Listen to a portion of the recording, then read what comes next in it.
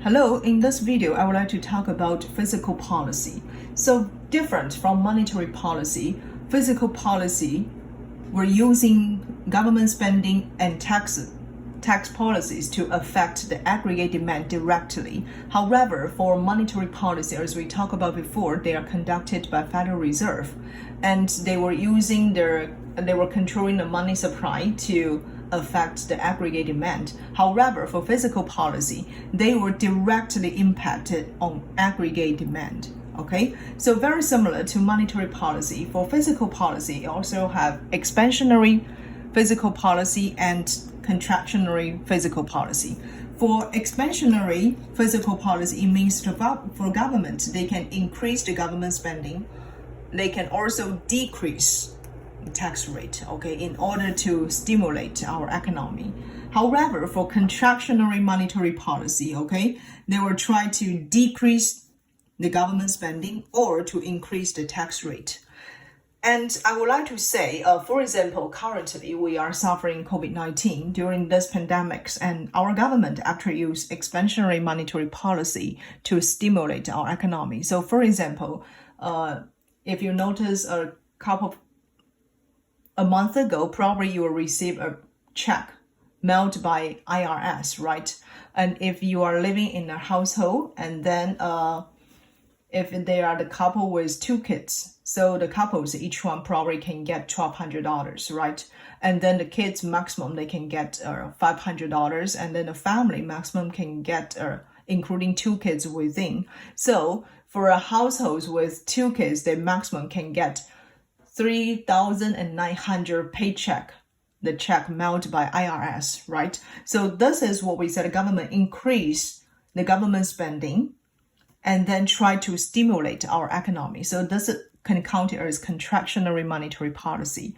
And when government will use, this can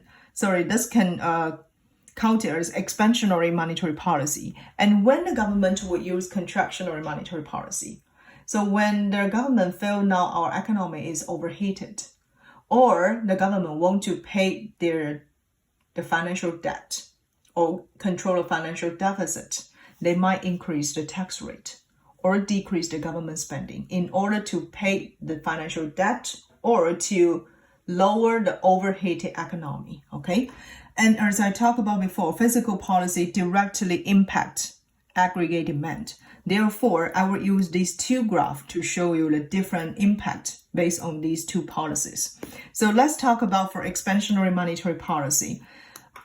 So we assume our economy, we're starting with this point A, okay? So this point A is the intersection point of aggregate demand curve, short-run aggregate supply curve, and long-run aggregate supply curve, okay? So point A is our original long-run equilibrium point.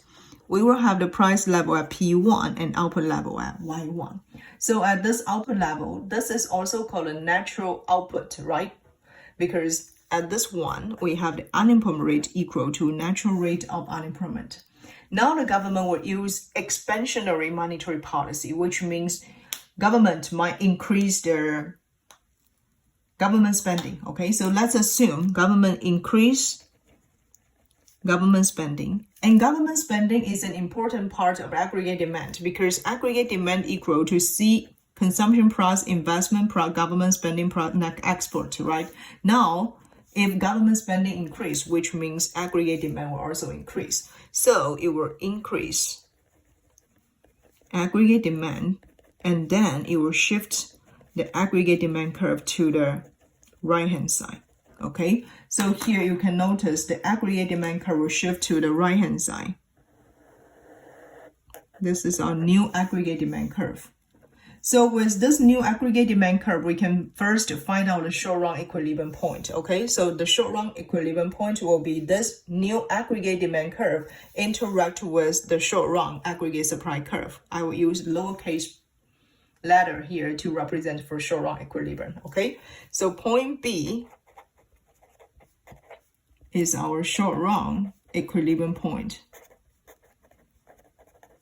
So what will happen in the short-run equilibrium? It will result in more output, right? We have Y2 here, and then we have a higher price at P2.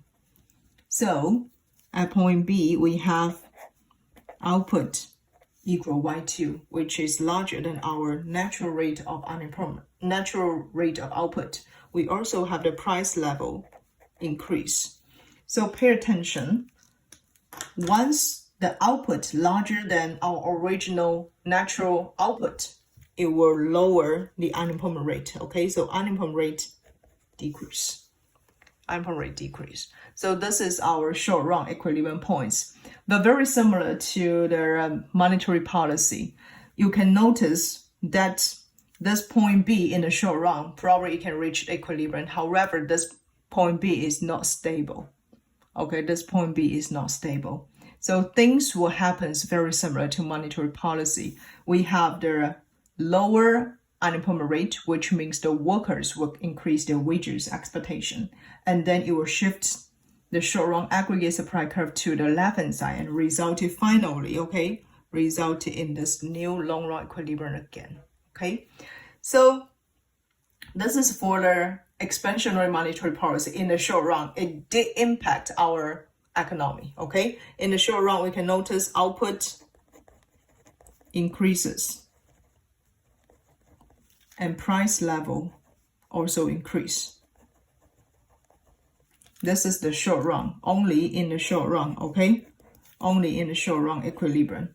Now let's see the contractionary fiscal policy.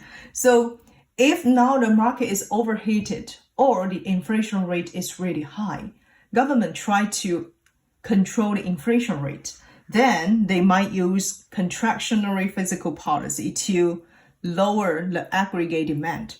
So for contractionary monetary policy, they might decrease government spending, okay? So if it decreases government spending, which means it will also lower the aggregate demand, right? Because as I write down here, aggregate demand including 4 components. And if now government spending decrease, it will decrease the aggregate demand. So it will shift the aggregate demand to the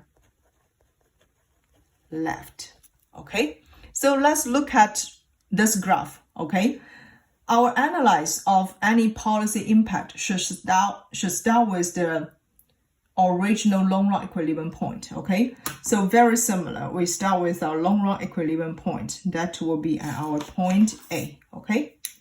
So this will be our long-run equilibrium point. I just mark point A here.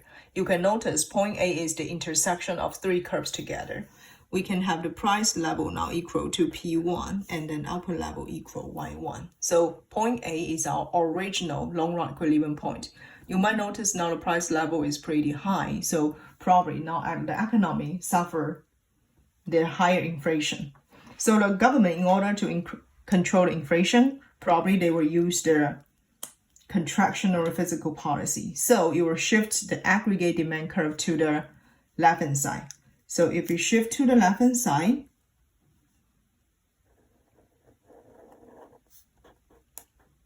the aggregate demand curve can be shifted to this 82, and then it will result in new equilibrium point. But this is just the short-run equilibrium point, okay? So we have our point B. This is the short-run equilibrium point. The short-run equilibrium. And you can notice at this short-run equilibrium, what happens? Price decrease, which means now the inflation could be released a little bit, right? And then we also have the lower output level, okay? So we have the output decrease, and then price decrease as well. One thing I hope you might understand is at this lower output level, okay, at this lower output level, the unemployment rate will definitely increase, okay? So this is the short run result based on the contractionary policy, okay? We can see the output decreases and the price decreases. But at the same time, the unemployment rate increases. No, I should write down the unemployment rate decrease here, okay?